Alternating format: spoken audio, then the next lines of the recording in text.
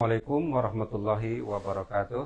Waalaikumsalam. Alhamdulillah wa syukurillah wa salatu wassalamu ala rasulillah Sayyidina wa nabiyana Muhammadin bin Abdillah wa ala alihi wa sahbihi wa man tabi'ahuda amma ba'du. Halo Sobat Sejiwa, bagaimana kabarnya hari ini? Alhamdulillah, saya Ruli akan menjadi host yang memandu podcast pada siang kali ini. Dan podcast pada siang kali ini begitu istimewa karena kita jatuh pada hari pertama bulan yang istimewa, yaitu bulan Ramadan. Dan narasumber yang kami hadirkan hari ini juga tidak kalah istimewa. Ini sangat istimewa, yaitu Ustadz Aan Ridwan SPD. Assalamualaikum Pak Ustadz. Waalaikumsalam. Gimana kabarnya? Alhamdulillah sehat. Sehat bahagia? Bahagia lahir batin. Alhamdulillah sehat bahagia. Sobat Sejiwa, Ustadz ini merupakan pembimbing rohaniawan di Rumah Sakit Jiwa Provinsi Jawa Barat yang telah banyak memberikan edukasi, bimbingan spiritual kepada para pasien di Rumah Sakit Jiwa Provinsi Jawa Barat. Di episode 38 ini, Rehat mengajak Sobat Sejiwa semua untuk tidak hanya sebatas mengenal puasa dalam konteks menyiapkan menu sahur saja, jadwal berbuka saja, tetapi nanti lebih dalam menyiapkan hati, menyiapkan fisik dan pikiran, merisar kembali hati dan pikiran agar kita dapat mengisi bulan Ramadan ini dengan penuh keberkahan. Ustadz, ada pertanyaan yang sudah disiapkan oleh tim redaksi. Masya Allah. Ada 20 pertanyaan kalau tidak salah ini. Baik. Mungkin kalau saya bacakan semua nanti beres-beres kita langsung buka puasa nih. Iya betul Ustaz. Siap Pak Ustadz ya? Insya Allah siap. Sudah memberikan pencerahan untuk Sobat Sejiwa pada siang kali ini. Nah, menurut Pak Ustadz, sebenarnya apa makna kehadiran Ramadan bagi seorang Muslim? Barangkali bisa dijelaskan Pak Ustadz. Baik, terima kasih Ustaz Ruli. Bismillahirrahmanirrahim. Rabbi a'udzubika min hamazatis syayatin wa a'udzubika rabbi ayahdurun. Rabbi shrah li sadri wa yassir li amri wahlul 'uqdatam min lisani yafqahu qawli. Assalamualaikum warahmatullahi wabarakatuh. Waalaikumsalam warahmatullahi wabarakatuh. Alhamdulillahilladzi hamdan katsiran thayyiban mubarakan fi kama yuhibbu rabbuna wa yarda. Asyhadu an la ilaha illallah wa asyhadu anna Muhammadan abduhu wa rasuluh. Allahumma shalli wa sallim ala nabiyyina Muhammadin wa ala alihi wa sahbihi wa man tabi'ahum bi ihsanin ila yaumiddin. Qala Allah ta'ala fil Qur'anil Karim, a'udzu billahi minasyaitonir rajim. Ya ayyuhalladzina amanu kutiba alaikumusyamu kama kutiba alal ladzina min qablikum la'allakum tattaqun. Shadaqallahul adzim. Masyaallah Ustaz Ruli, pertanyaan yang sangat menarik. Apa makna kehadiran bulan suci Ramadan bagi kita semua? Saya ingin menyampaikan kedatangan bulan suci Ramadan sebagaimana yang disampaikan oleh Rasulullah. Rasulullah pernah bersabda bahwa bulan suci Ramadan itu datang sebagai bulan satu, bulan penuh keberkahan. Yang kedua, bulan di mana pintu-pintu surga dibuka. Kemudian pintu neraka itu ditutup rapat-rapat. Dan setan dibelenggu, diikat. Artinya kehadiran Ramadan ini adalah panggilan bagi semua orang, Ustaz. Jadi panggilan untuk semua orang, ada juga panggilan untuk orang yang khusus. Kenapa ada yang khusus, ada yang umum? Kalau bagi semua orang, kedatangan bulan suci Ramadan mungkin hanya perjalanan ritual yang bersifatnya tahunan. Tapi kalau panggilan untuk orang yang khusus, bulan suci Ramadan adalah bulan yang penuh keberkahan. Berkah di sini adalah bermakna ziyadatul khair. Bertambahnya kebaikan. Dimudahkan seorang muslim untuk beramal. Masya Allah. Bulan suci Ramadan banyak orang yang termotivasi, tergerak untuk beramal. Itu artinya ciri-ciri bulan itu diberkahi oleh Allah Subhanahu wa taala. Kemudian bulan suci Ramadan tadi disinggung juga Ustaz Uli bahwa bukan hanya sekedar menyiapkan makan sahur, menyiapkan berbuka. Mungkin lagi tren war takjil ya akhir-akhir ini. Bukan hanya sekedar berpindah pola makan. Tapi bulan suci Ramadan ini adalah bagaimana kita bisa mengendalikan diri. Karena kata Ramadan itu secara bahasa adalah al-imsaku, yang artinya menahan, mengendalikan. Apa yang ditahan? Segala keinginan, segala hawa nafsu yang itu bisa merusak hubungan kita kepada Allah. Artinya, dari mulai terbit fajar sampai terbenam matahari, kita tidak boleh makan, tidak boleh minum. Tapi tidak hanya berhenti di tidak boleh makan, tidak minum. Tapi kita ingin berusaha, selalu ingin menjadi lebih baik lagi. Dari segi pikiran, dari segi hati, dari segi jiwa. Sehingga kita mengendalikan itu bukan mengendalikan makan dan minum saja, tapi mengendalikan hawa nafsu kita untuk tunduk patuh kepada perintah Allah. Mungkin demikian, bisa terus. Jadi bulan Ramadan, salah satu makna kehadirannya bagi seorang muslim adalah bulan keberkahan. Betul, Ustaz. Jadi seharusnya bahagia ya. Harusnya bahagia. Karena ada juga yang ibu-ibu tuh pas mau Ramadan aktif, munggahan ke sana kemari gitu ya. Papajar. Pas masuk Ramadan sedih kata Ustaz. Sedih. Karena gencatan senjata dengan seblak. Yang gak bisa makan seblak di siang hari katanya Pak Ustaz. Iya. Harusnya bahagia ya Pak Ustaz. Harusnya bahagia. Karena berkah ya. Betul. Nah Pak Ustaz, ada juga yang seperti ini nih. Satu sisi dia sudah bahagia. Iya. Sudah bahagia nih datangnya bulan Ramadan, bulan keberkahan. Tapi di sisi yang lain dia juga cemas. Cemas takut tidak maksimal menjalankan atau memasuki bulan Ramadan. Dan ini berbarengan bahagia dan cemas. Ini seperti Pak Ustadz, pandangan seperti apa untuk perasaan yang satu sisi bahagia, satu sisi cemas. Menurut Pak Ustadz bagaimana pandangan? Baik, Masya Allah Ustadz. Jadi perasaan cemas, perasaan bahagia itu sangat manusiawi Ustadz. Apalagi ini bulan suci Ramadan adalah 1 tahun berisi 1 bulan. Berarti 11 bulan itu kita sudah mungkin mengalami lalu lantang, sangat lelah mengejar dunia, pekerjaan, ibadah mungkin bolong-bolong segala macam. Sehingga ketika hadir bulan suci Ramadan sangat wajar kita punya perasaan cemas, takut tidak maksimal. Tapi juga tidak sedikit yang sangat bahagia kedatangan bulan suci Ramadan.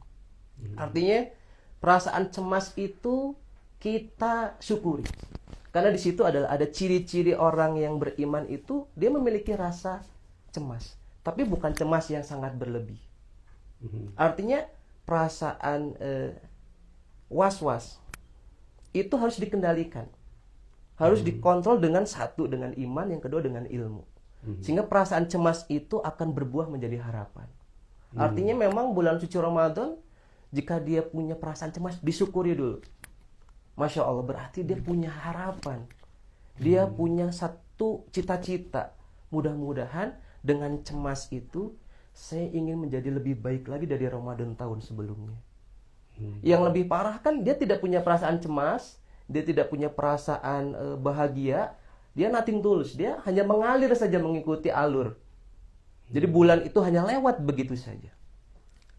Jadi kalau cemas karena takut ibadahnya tidak maksimal, boleh Pak Ustadz ya? Boleh, dan itu harus disyukuri dalam hati kita. Kalau cemasnya karena belum beli baju baru gimana? Nah Pak itu, kalau cemasnya takut tidak kebagian es campur. Nah, iya. Cemasnya kehabisan kolak nanti pas buka puasa gimana? Kehabisan kolak pas puasa. Atau misalkan cemasnya karena dia nangis karena kepedasan makan seblak misalkan. Tapi di siang Ramadan. Nah itu kan nggak boleh Ustaz. Oh iya. Iya. Jadi artinya cemas yang karena takut ibadah tidak maksimal harus dibarengi dengan tadi, dengan iman, dengan harapan, mudah-mudahan ada perubahan, ada perbaikan dari Ramadan sebelumnya. Itu Ustaz. Nah Bapak dan Ibu, sobat sejiwa, katanya nggak boleh kalau cemas takut kehabisan kolak ya. Jadi cemasnya kata Pak Ustadz yang disyukuri justru cemas ketika takut ibadah kita tidak maksimal. Nah Pak Ustadz tadi di awal pernah disampaikan, tadi sempat sampaikan bahwa puasa itu atau Ramadan merupakan panggilan ya. Betul. Jadi artinya itu juga merupakan undangan dari Allah. Betul. Undangan dari Allah. Walaupun undangannya ada yang sifat khusus dan umum tadi kata Pak Ustadz. Nah, kira-kira langkah apa yang seharusnya kita siapkan untuk memenuhi undangan atau panggilan tersebut, Pak Ustadz? Baik Ustadz, saya boleh analogikan. Jadi ketika di bulan suci Ramadan, biasanya itu di kampung-kampung. Ya, saya kan hidup dari kampung Ustadz. Biasanya itu ada semangat bersih-bersih. Oh, Ada iya. semangat jumsih misalnya nih ya. Tapi tidak harus hari Jumat. Jadi yang dibersihkan biasanya itu ya mungkin lantai dipel, rumah dicat, ya, kemudian kotoran-kotoran sampah itu dibersihkan. Alat-alat ibadah itu dicuci ya supaya bersih, wangi. Karena ingin menyambut bulan suci Ramadan. Begitu antusias mempersiapkan tamu yang sangat istimewa, Ustaz. Artinya sadar bahwa ada tamu, ada undangan dari Allah yang begitu luar biasa di bulan suci Ramadan. Sehingga sampai mempersiapkan yang sifatnya tadi fisik. Sifatnya itu yang indrawi, yang bisa dilihat, bisa dirasakan. Tapi terkadang kita lupa mempersiapkan yang sifatnya non fisik. Apa yang harus kita persiapkan yang paling utama dalam menyambut undangan, menyambut panggilan dari Allah Subhanahu wa taala. Ini sebagaimana sabda Rasulullah di dalam riwayat muttafaq alaih, Imam Bukhari dan Imam Muslim, man shoma ramadhana imanan wa ihtisaban ghufira lahu ma taqaddama min dzambi. Man shoma, barang siapa yang berpuasa di bulan suci Ramadan ihtisab, dengan penuh pengharapan ikhlas karena Allah. Kemudian imanan wa ihtisaban ghufira lahu ma taqaddama min dzambi, dan akan diampuni oleh Allah dosa-dosanya yang tahun lalu. Masya Allah. Artinya dalam menyiapkan undangan atau tamu istimewa dari Allah ini adalah yang pertama itu ulama mengatakan persiapan ihtisab. Ihtisab itu bisa bermakna penuh dengan cita-cita, penuh dengan target. Artinya target, cita-cita harus berlandaskan ilmu ya Ustaz. Tadi yang pertama berarti bagaimana kita mempersiapkan iman, kan imanan berarti dengan keyakinan. Kemudian ihtisab, menentukan cita-cita, menentukan target. Sehingga Ramadan itu akan dinikmati, akan dijalani secara sistematis, secara terukur. Kemudian Ramadan juga, jika kita merasa dipanggil, ini adalah tamu yang istimewa, berarti kita punya manajemen. Kita punya satu manajemen waktu dalam rangka menyiapkan ibadah. Yang kedua, kita juga punya manajemen diri. Jadi bagaimana kita mengontrol diri, mengontrol pikiran, mengontrol jiwa, mengontrol hati lebih tenang lagi di bulan suci Ramadan. Mengontrol emosi. Mungkin 11 bulan yang lalu tuh kita tuh mungkin uring-uringan, mungkin suka bad mood, suka ups and down gitu ya emosi kita. Tapi di bulan suci Ramadan kita betul ingin menyiapkan diri untuk kita ingin ada tombol reset bahwa kita pengen lebih tenang, kita pengen lebih fokus ibadah. Istilahnya mungkin kita ingin lebih ada istilah detoksifikasi. Detoksifikasi apa? Detoksifikasi ruh atau rohani. Begitu Ustaz. Detok atau getok? Getok. Kita mah getok Ustaz. Detoksifikasi ya Ustaz. Jangan salah sih sobat video aja, bukan getok ya. Itu detoksifikasi. Baik Pak Ustadz nih, tadi Pak Ustadz menyinggung-nyinggung masalah fisik. Kebetulan nih tim redaksi sudah menyiapkan pertanyaan tentang persiapan fisik. Ya, seringkali kita fokus pada niat dan ibadah, tapi lupa bahwa tubuh juga perlu adaptasi. Apakah secara fisik memang perlu ada persiapan ya ketika sebelum masuk Ramadan, pas saat Ramadan, kebetulan sekarang kan masih awal-awal ya Ramadan. Nah itu juga mungkin nanti minta diberikan pencerahan kepada kita semua nih. Kemudian juga bagaimana sebaiknya pola tidur ya dan pola makan sebelum Ramadan agar tubuh tidak kaget di hari-hari pertama puasa gitu Pak Ustaz. Baik, terima kasih Ustaz. Pertanyaan selanjutnya menarik sekali. Jadi di bulan suci Ramadan ini memang diperlukan adanya adaptasi. Jadi yang kebiasaannya itu memang makan, minum, kemudian tidur, mungkin ya bisa dikatakan tidak terjadwal mungkin ya, atau mungkin kurang diperhatikan. Nah, di bulan suci Ramadan itu kita memang perlu menyiapkan kondisi fisik yang lebih prima, Ustaz. Bagaimana kita bisa qiyamul Ramadan, tarawih yang 11 rakaat atau mungkin ada 23 rakaat kalau fisik kita lemah, lesu. Jadi imam baru baca surat Ad-Duha sudah gelisah, Ustaz. Apalagi kalau sudah baca surat Al-Baqarah. Iya. Artinya memang satu persiapan fisik harus kita perhatikan. Makanya di dalam konsep Islam itu adalah bahwa mukmin yang kuat itu lebih baik dari mukmin yang lemah. Dan ciri-ciri badan atau fisik atau mukmin yang kuat itu dari fisiknya sehat. Berarti memang harus dibiasakan pola hidup sehat. Mulai dari olahraga, walaupun hanya sekedar jalan kaki setiap hari 30 menit. Atau satu hari itu bisa 10.000 langkah, itu sudah sangat luar biasa. Kemudian ini dari pola tidur dan pola makan kan berubah, Ustaz. Yang biasanya sarapan, kemudian makan siang, makan malam, apalagi jajan lagi, Ustaz. Iya kan? Belum seblak, belum bakso, misalnya. Kalau saya sedikit makan. Sedikit makan tapi 1 kilo aja. Baik, Ustaz. Jadi kita harus adaptasi pola tidur. Jadi yang biasanya mungkin ini jarang-jarang bangun jam 3. Apalagi ini ibu-ibu, para akhwat ini misalkan mempersiapkan hidangan untuk keluarga. Kan berarti harus bangun lebih awal. Awal daripada bapak-bapak malahan. Lebih bapak-bapak malahan. Lebih sibuk ibu-ibu, tapi yang lemas biasanya bapak-bapak. Bapak-bapak. Nah, ini mungkin jadi anomali itu. Jadi bingung saya, Ustaz. Jadi yang lebih sibuknya justru ibu-ibu.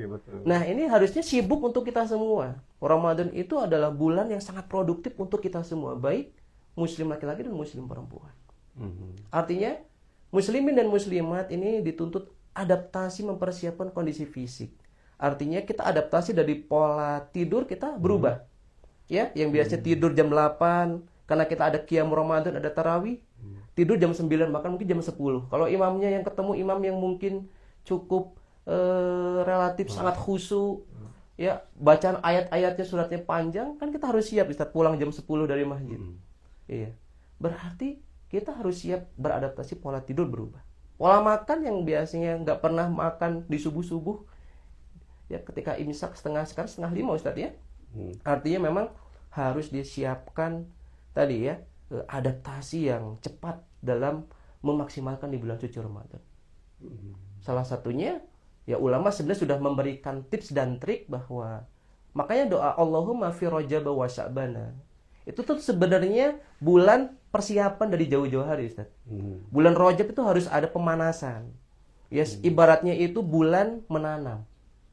Ya, kemudian Sya'ban itu bulan menyiram. Kemudian di Ramadan itu diibaratkan seperti bulan memanen pahala, memanen amal kebaikan. Artinya kata Rasulullah itu lebih banyak puasa sunnah itu di bulan Sya'ban dibanding bulan-bulan yang lain. Berarti memang persiapannya itu bukan langsung instan 1 Ramadan langsung siap. Harus siap tempur. Karena terkadang kita itu gagal atau kurang maksimal bukan karena niat yang buruk, Ustaz. Tapi katanya kita punya niat baik tapi tidak terstruktur. Kita punya niat baik tapi tidak dibarengi dengan strategi atau ilmu persiapan-persiapan sebelumnya. Begitu, Ustaz.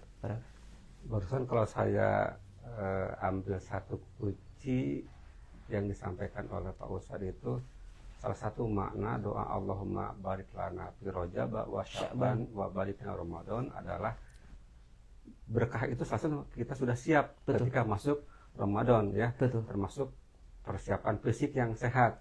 Karena bisa jadi nanti ketika kita sholat taraweh, imamnya juga khusyuk lama, perlu fisik yang kuat. Termasuk yang juga yang cepat. Imam itu ada mazhab Syafi'i, ada mazhab Valentino Rossi kan ya gitu. Jadi kalau mazhab Valentino Rossi itu waduh tanpa rem, jadi pinggang kita harus benar-benar dikuatkan ya fisik kita. Masya Allah, Ustaz. Iya.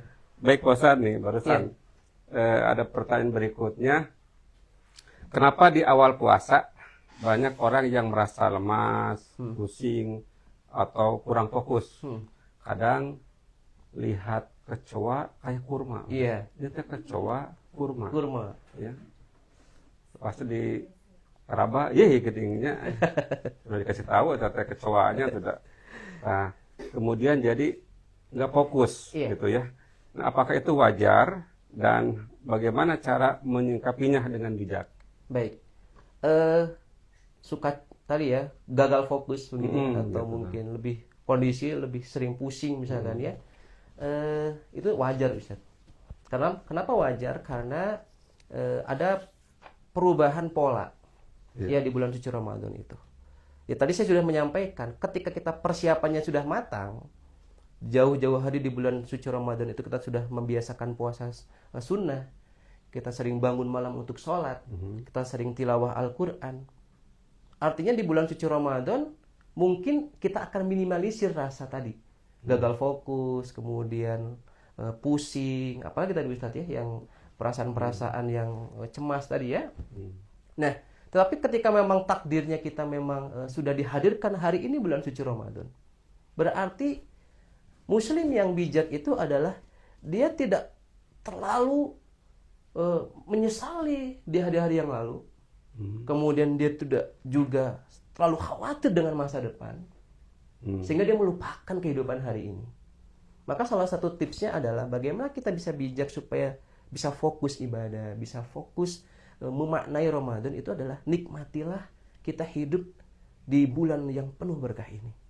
Syukurilah kita hidup diberikan nafas oleh Allah, diberikan kesempatan oleh Allah untuk ibadah di bulan suci Ramadan. Nanti lambat laun, hari kedua, hari ketiga, keempat, sampai seterusnya, insya Allah akan mengalami perubahan lebih fokus, lebih khusyuk dalam ibadah. Itu sangat wajar kalau kita memang tadi langsung ada perubahan-perubahan pikiran, kemudian kurang fokus, itu wajar Ustaz. Minimal fokus nunggu THR mungkin ya, pas nanti kalau sudah akhir Baik Ramadan. Ustaz, itu hilal THR yang ditunggu-tunggu. Itu sangat-sangat ditunggu. Baik Ustaz, ada tambahan lagi nih. Iya. Pertanyaan dari redaksi, apakah menjaga kesehatan tubuh juga termasuk bagian dari ibadah di bulan Ramadan?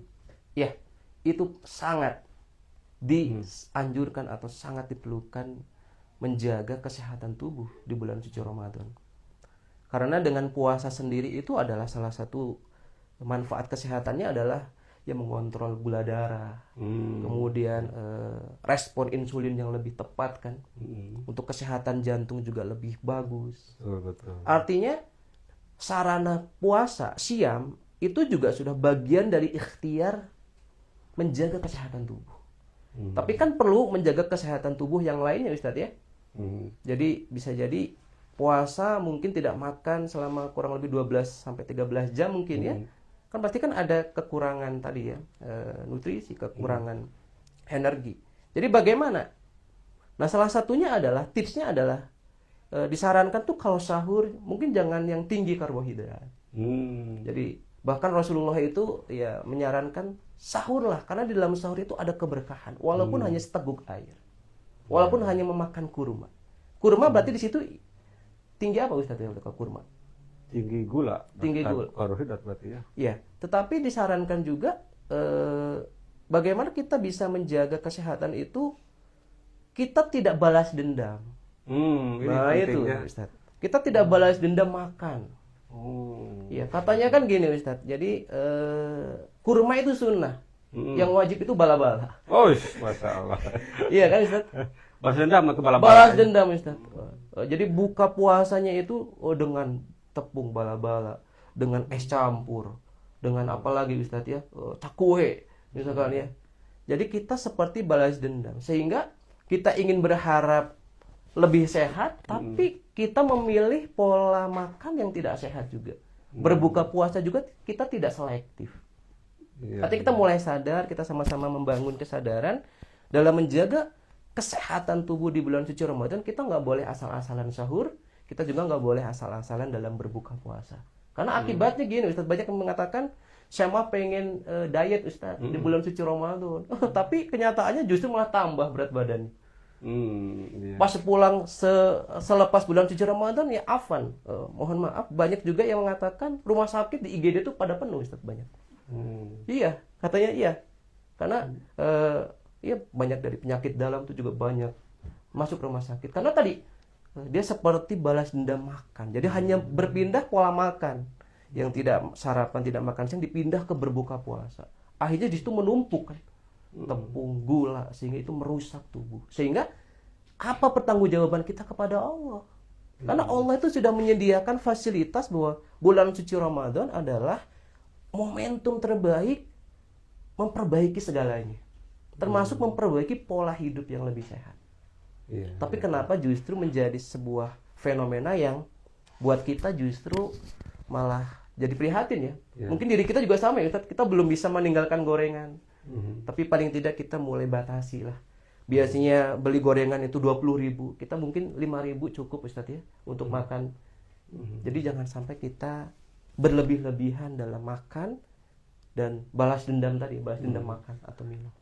Yang saya catat yang penting, poin pentingnya jangan balas dendam. Ya sudah sobat sejiwa. Ketika puasa itu bukan waktu saat kita balas dendam. Memang gitu keadaannya. Kelihatannya soalnya pas siang hari awas, lihat goreng itu awas. Nanti awas ya. Sebelum azan maghrib itu kolak jadi kucek awas. Iya, jadi pas buka puasa balas dendam. Iya. Ya. Akhirnya bukannya sehat malah jadi sebaliknya ya Ustaz ya. Baik, iya betul. Nah, tadi tentang masalah fisik. Iya, Ustaz. Kita sekarang akan menggali sobat sejiwa puasa dan pengendalian pikiran sesuai dengan judul kita. Iya. Riset fisik dan pikiran. Iya.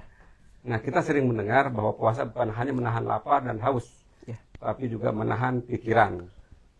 Nah, sebenarnya makna menahan pikiran itu seperti apa dalam pengertian puasa? Baik Ustaz Uli. Masya Allah pertanyaannya ini buat kita sangat menggugah ya Ustaz ya.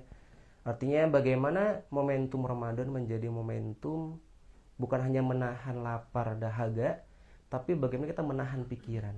Artinya apa ya? Menahan pikiran itu kontrol emosi, kontrol pikiran. Mengendalikan pikiran itu tidak semudah mengendalikan ya kita tidak bisa makan, tidak bisa minum. Ini justru lebih menantang Ustaz.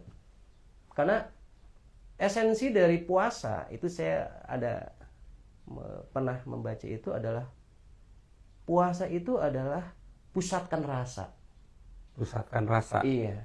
Puasa pusatkan rasa. Oh, catat tuh sobat jiwa ya. Jadi bagaimana kita mempusatkan rasa pikiran kita, emosi kita untuk lebih tunduk, lebih tenang. Terkadang banyak kita menemukan di puasa Ramadan itu tapi tidak ada perubahan pikiran. Jadi bawaannya marah-marah kalau di jalan macet sedikit klakson terobos lampu merah, Masya Allah. Padahal esensi puasa itu ya kata Rasul, wallahi demi Allah bukan tentang menahan lapar dan dahaganya puasa itu. Karena Rasul pernah bersabda kan, kamin shaimin laisa lahu min syamihi ilal ju'wal atas. Betapa banyak orang yang berpuasa tetapi dengan puasanya itu hanya dapat lapar dan dahaga. Dijelaskan oleh Imam Al-Ghazali dalam kitab Ihya Ulumuddin bahwa apa ciri-ciri orang yang hanya mendapatkan lapar dan dahaga, Ustaz. Jadi puasanya itu hanya capek-capek, haus dan lapar. Yang pertama, dia tidak bisa menghindari dengan berkata-kata yang keji, berkata-kata yang jorok, yang buruk. Yang kedua, dia tidak bisa mengendalikan emosi dirinya untuk membicarakan orang lain. Jadi pikirannya itu overthinking, kemudian iri, tidak suka melihat orang lain bahagia. Jadi di bulan suci Ramadan, kultur ghibah masih jalan, Ustaz. Nah, kemudian apa lagi? Fitnah. Kemudian sekarang mungkin netizen julid ya. Jadi sering komen yang jelek-jelek, yang negatif di kolom chat ya, di IG, di TikTok, di Facebook, di YouTube. Nah, apa dari arti menahan pikiran? Jadi menahan diri, menahan rasa untuk tidak melakukan sesuatu yang itu bisa merusak pahala puasa.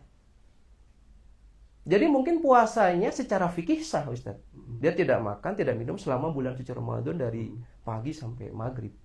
Tapi dia di siang hari selama di bulan suci Ramadan itu masih pikiran negatif. Ya, jadi masih berkata-kata yang jorok, masih ghibah. Kemudian dia iri, dengki. Ya kata Rasulullah, wallahi demi Allah dia hanya mendapatkan lapar dan dahaga saja. Kan sangat disayangkan. Artinya buat kita, refleksi buat kita, bagaimana kita menahan pikiran atau menahan diri untuk tidak berpikir yang negatif. Berarti berawal dari pertama niat. Kita harus niat lurus karena Allah melakukan ibadah di bulan suci Ramadan.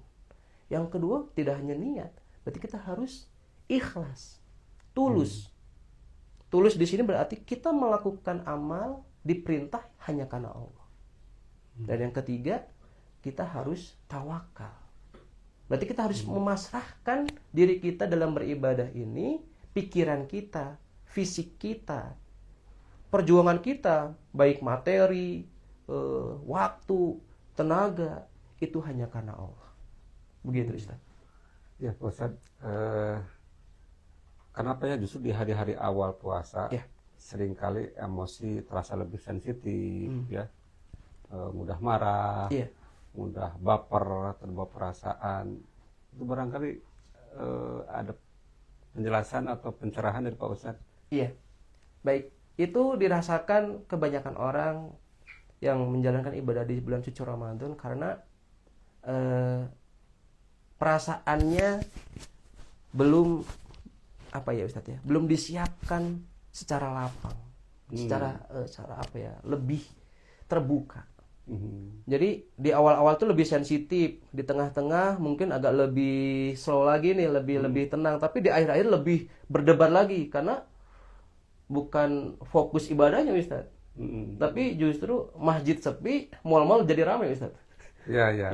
Betul ya. Jadi ini pertanyaannya sebenarnya bukan hanya awal, bukan hanya tengah, bukan hanya tapi seluruhnya. Jadi seluruh waktu Ramadan itu harus kita gunakan untuk ya ke arah yang lebih positif. Dan ini kita belajar Ustaz, kita sama-sama belajar, diri saya juga belajar, terus mengevaluasi diri. Artinya rasa sensitif, rasa baper itu wajar, manusiawi. Manusiawi. Karena memang ya ada proses tadi ya, perubahan pola. Nah, tapi kalau kita ingat dari sabda Rasulullah bahwa tadi kan man shoma ramadhana imanan wa ihtisaban. Ihtisab di situ berarti yang namanya menentukan target, berarti ada perbaikan dari tahun sebelumnya Ustaz. Tahun lalu apa kabar tilawah Quran saya? Niatnya pengen 30 juz tapi baru berhenti di 5 juz. Berarti kan kita harus ada perbaikan di tahun ini. Kalau tahun lalu sering baper, sering sensitif, yuk sama-sama di tahun ini kita lebih siapkan lagi pikiran kita yang lebih matang, pikiran kita lebih tenang dalam mengisi hari-hari di bulan suci Ramadan. Artinya memang ihtisab bukan hanya makna ikhlas mengharap pahala dari Allah, tapi memang penuh evaluasi. Jadi perasaan kan kita bisa evaluasi Ustaz ya. Kemarin kan kita mungkin punya perasaan apa? Wah, kecewa dengan orang, kecewa dengan teman misalkan. Hari ini harus segera dimaafkan. Berarti harus bersiap berlapang hati. Jadi di bulan suci Ramadan hari pertama cemas misalkan tadi ya, sensitif, baper, kita perbaiki di hari kedua. Dan seterusnya. Harus ada target. Harus ada target untuk berubah. Baca Quran harus ada target. Harus ada target. Ada ibu yang bilang, Ustaz, saya sudah baca Quran 30 juz. Iya. Ternyata memang di Quran ada tulisannya 30 juz sudah dibaca. Sudah dibaca. Belum dibuka. Belum dibuka Ustaz. Masya Allah. Ya. Ustaz, ada nggak amalan sederhana ya, yang bisa membantu kita menjaga ketenangan pikiran di siang hari saat berpuasa? Di siang hari saat puasa. Amalan yang terbaik di bulan suci Ramadan adalah kata Rasulullah, Syahrul Ramadan, ini firman Allah ya di dalam Quran surah Al-Baqarah 185, Syahrul Ramadan alladzi unzila fihil Qur'an hudal linnasi wa bayyinatin minal huda wal furqan. Jadi salah satu amalan yang paling utama di bulan suci Ramadan adalah dalam rangka menenangkan pikiran, mengontrol emosi supaya nggak mudah baper. Tadi adalah sering-seringlah berinteraksi membaca Al-Quran. Sering-seringlah mentadaburi makna kandungan ayat-ayat Al-Quran. Walaupun satu ayat, walaupun satu surat, tapi kita baca terjemahnya, kita baca tafsirnya, maka insya Allah itu akan menjadi solusi dalam rangka menenangkan hati, menenangkan pikiran. Salah satu amalan yang paling utama, amalan yang istimewa adalah kita memperbanyak bacaan Al-Quran. Memperbanyak bacaan Al-Quran. Memperbanyak interaksi dengan Al-Quran. Kemudian juga memperbanyak dari segi kualitas mentadaburi Al-Quran, bukan hanya kuantitasnya, Ustaz. Apalagi orang-orang yang sibuk misalkan. Ya.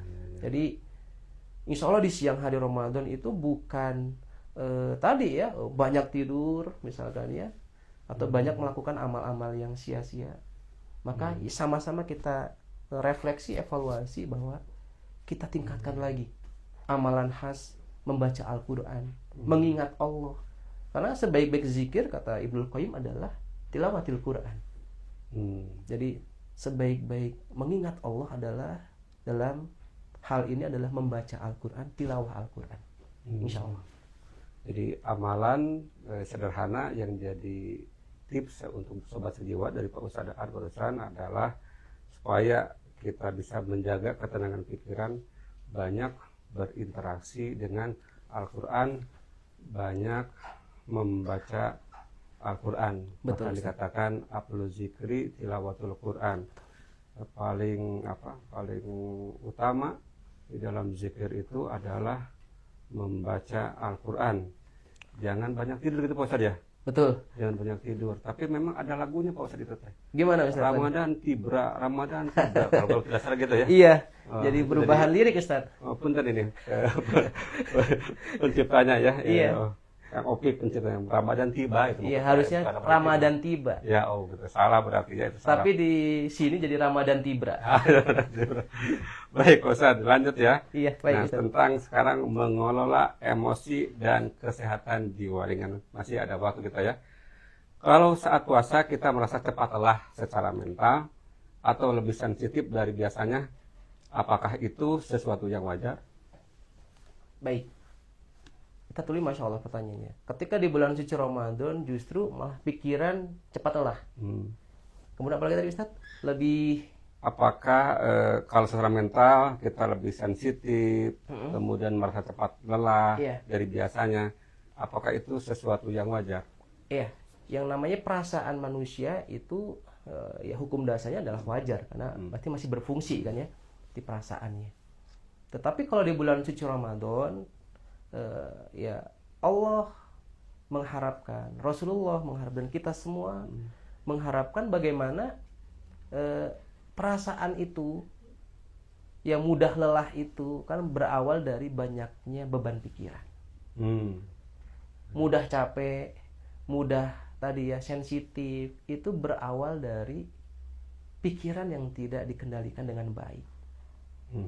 Maka bulan Ramadan adalah waktu yang tepat tombol reset untuk memulai ketenangan jiwa yang lebih baik lagi. Karena bulan Ramadan dengan sarana puasa, dengan sarana saum, artinya kita diberikan sarana oleh Allah, hidangan oleh Allah untuk memulai kembali.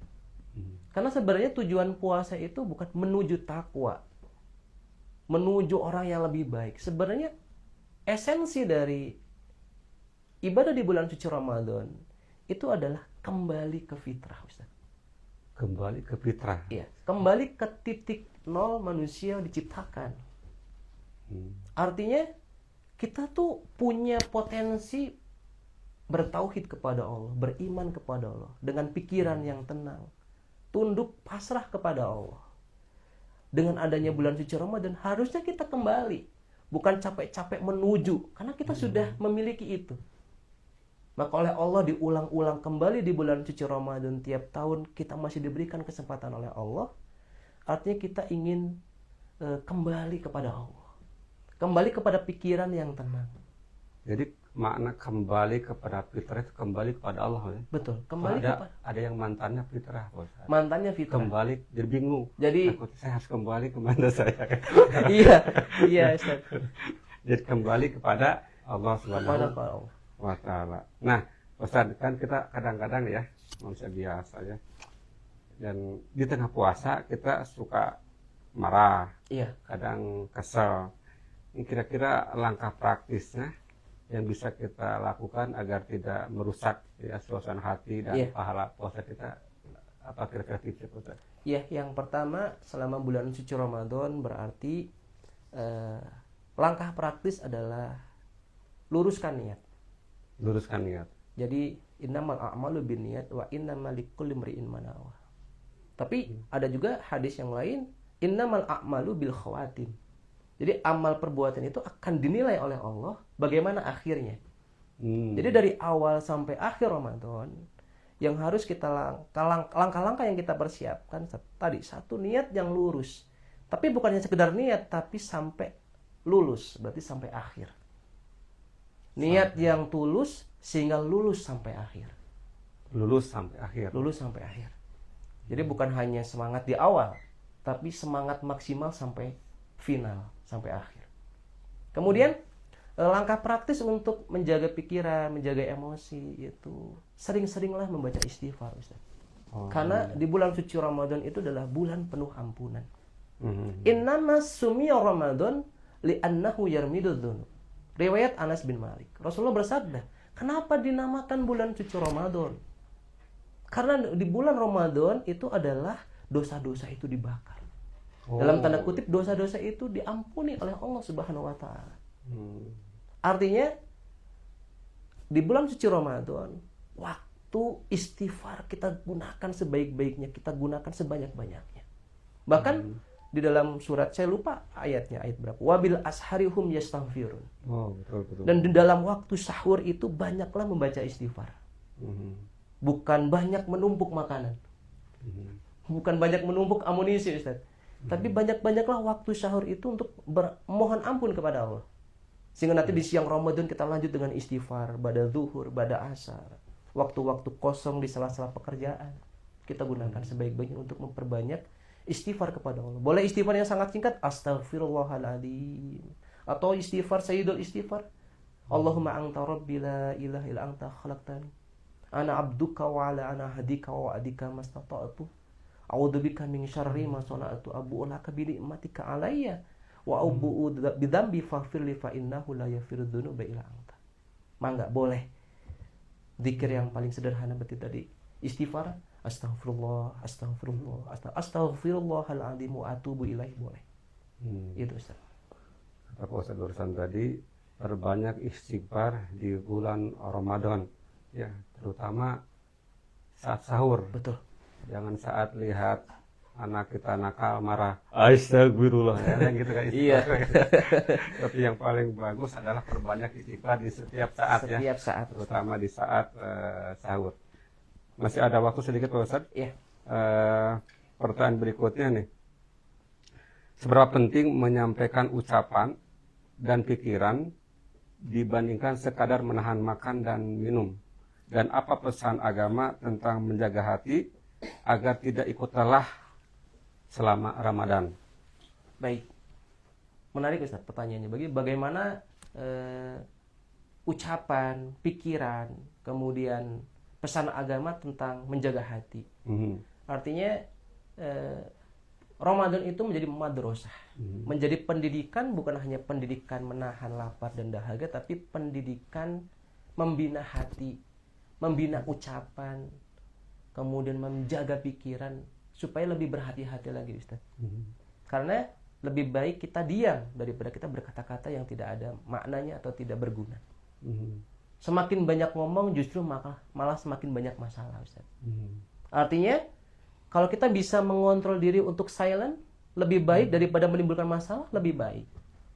Kemudian kalau kita bisa menahan pikiran, mengontrol emosi, lebih baik daripada kita keluarkan semuanya. Kemudian hati, mendidik hati itu adalah qalbun salim, itu adalah hati yang tenang, hati yang sakinah, hati yang selalu merasa diawasi oleh Allah. Artinya hati di bulan suci Ramadan kita betul-betul kita tempa, kita didik, kita sirami dengan ayat-ayat Quran, dengan tausiah, dengan nasihat-nasihat agama, bukan yang lainnya. Jadi bagaimana pesan agama dalam menjaga hati di bulan suci Ramadan supaya tidak mudah lelah adalah ya, gunakan hati itu untuk terus terhubung kepada Allah Subhanahu wa taala. Begitu Ustaz. Baik, Pak Ustadz, ini mungkin penutup. Oh, ada pertanyaan dari Sobat Sejiwa, Pak Ustadz. Izin mungkin dibacakan. Izin, Pak Ustadz. Baik. Bagaimana cara sholat ini lebih khusyuk, melepaskan pikiran dari A sampai Z, apalagi menghadapi sholat tarawih yang waktunya cukup lama? Baik, Masya Allah. Pertanyaan juga untuk diri saya juga sama. Artinya sholat yang khusyuk itu bukan hasil. Sholat khusyuk itu adalah sebuah proses perjalanan yang sangat panjang. Maka tips untuk sholat khusyuk adalah terus lakukan sholat setiap hari, setiap waktu sesuai dengan kaidah syariat. Berarti tadi kalau sholat tarawih 11 rakaat, supaya khusyuk berarti nikmati proses sholat 11 rakaat yang panjang atau 23 rakaat yang panjang itu dengan dihayati, dengan disadari, dengan ilmu, dengan iman. Dengan itu pikiran kita insya Allah akan mudah luruh pikiran-pikiran di luar sholat. Karena sholat khusyuk adalah sholat yang penuh dengan tantangan, Ustaz. Kan ada istilah, kadang kita tuh suka lupa nyimpen kunci. Betul, Tapi pas sholat jadi ingat. Jadi itu apa tandanya, Ustaz? Sebenarnya ada alam berpikir bahwa sebenarnya sholat itu adalah momentum untuk melatih fokus. Melatih pikiran yang lebih tenang. Tapi terkadang karena kita banyak pengalaman di luar sholat itu yang tadi banyak distraksi sehingga justru mengalihkan fokusnya yang salah. Artinya tips untuk sholat yang khusyuk ini juga buat diri saya pribadi untuk terus menerus memperbaiki bukan hanya kuantitas tapi kualitas sholat. Dari segi bacaannya, dari segi gerakannya itu harus sesuai dengan sunnah-sunnah Rasul. Kemudian bacaan-bacaan juga mulai dihayati maknanya. Bacaan surat Al-Fatihah usahakan paham dari ayat 1 sampai ayat 7 itu kita artinya paham. Bacaan ruku, bacaan sujud itu juga kita paham artinya, maknanya. Begitu Teh. Ada lagi? Mangga, insyaallah. Ini pertanyaan dari Sobat Sejiwa di TikTok. Setelah Ramadan selesai, bagaimana supaya efek restart kembali fitrah ini tidak hilang begitu saja? Baik, Masya Allah. Jadi justru tantangan yang sebenarnya itu, Masya Allah. Kalau saya pengalaman adalah di bulan suci Ramadan itu 1 bulan memang waktu yang terbaik ya Ustadz ya. Ibadah kondusif, amal kebaikan, amal sosial sangat difasilitasi, banyak orang termotivasi. Tapi justru tantangan berikutnya adalah 11 bulan berikutnya. Bagaimana tetap menjaga irama, intensitas, kualitas ibadah yang tetap stabil. Sehingga pikiran kita tadi ya, hati kita tetap tenang. Maka jadikan bulan suci Ramadan itu sebagai bulan pelatihan. Kalau kita mungkin di dunia kerja, diklat. Pendidikan dan latihan dalam waktu yang limited edition. Ya, terbatas hanya 1 bulan. Tapi kita gunakan untuk bekal 11 bulan ke depan. Kalau saya boleh analogikan, ibadah bulan suci Ramadan itu seperti kepompong ya. Kepompong itu berarti kupu-kupu itu sebelum menjadi itu kan jadi ulat dulu ya. Jadi ulat, jadi kepompong sehingga keluar Ramadan itu menjadi metamorfosis kupu-kupu yang sangat indah. Artinya inilah waktu terbaik untuk jadikan bulan suci Ramadan sebagai bulan penuh pelatihan. Bulan penuh penempaan diri, penempaan emosi, penempaan pikiran. Sehingga 11 bulan ke depan kita bisa konsisten istiqomah mengamalkan amaliyah bulan suci Ramadan. Begitu insya Allah. Wallahu a'lam.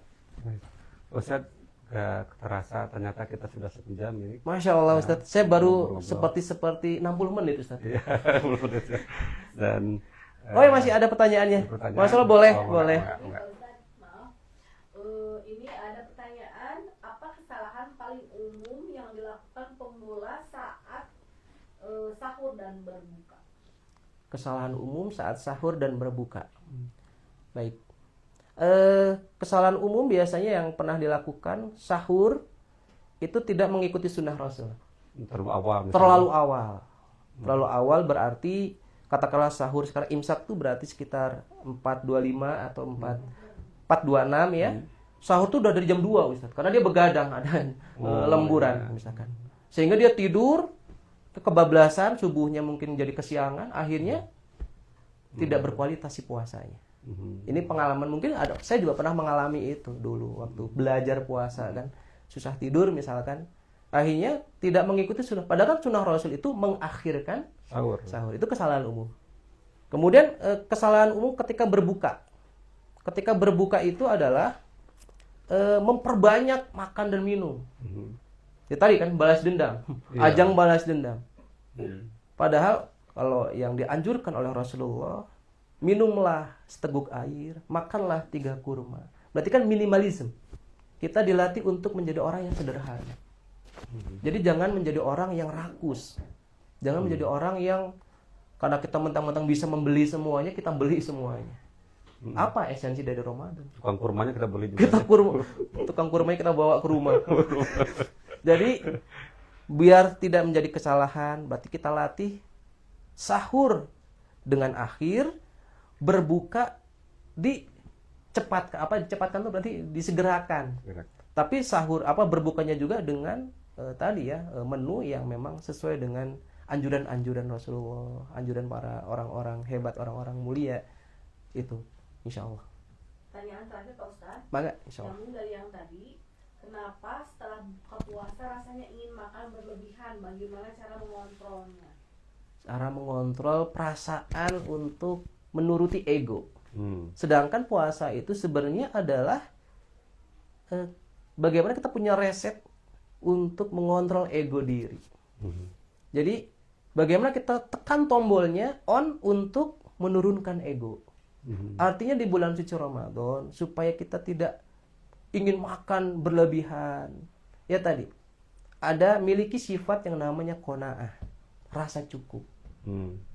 Jadi cukup sesuai dengan kadarnya. Cukup sesuai dengan kebutuhan, bukan yang berlebih-lebihan karena Allah tidak menyukai orang-orang yang berlebihan. Innahu la yuhibbul musyrifun. Jadi Allah tidak menyukai orang-orang yang berlebih-lebihan. Baik dari segi makanan, dari segi tadi misalkan mempersiapkannya, atau dari segi hal-hal yang sifatnya tadi ya, misalkan bukber, ngabuburit, persiapannya begitu heboh. Tapi sampai akhirnya lalai, tarawih ditinggalkan. Naudzubillah. Mudah-mudahan kita tidak seperti itu. Amin ya rabbal alamin. Baik, terima kasih. Sepertinya pertanyaan sudah selesai Pak Ustaz, dan memang sebentar lagi kita akan melaksanakan sholat zuhur berjamaah. Barangkali pertemuan untuk episode Rehat 38 ini selesai. Pada Sobat Sejiwa, insya Allah kita akan berjumpa di episode berikutnya. Kami, host Haruli dan Pak Ustadaan, mohon maaf jika dalam diskusi siang ini atau ngobrol-ngobrol kita siang ini ada kekurangan dan yang perlu dimaafkan. Wassalamualaikum warahmatullahi wabarakatuh. Waalaikumsalam warahmatullahi wabarakatuh.